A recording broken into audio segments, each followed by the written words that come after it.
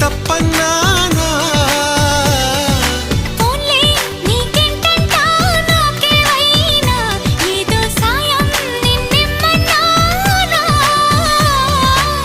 వలపంటే నిప్పు లాంటిది కలకాలం దాచలేనిది సలహా విని ఒప్పుకోవే ఇక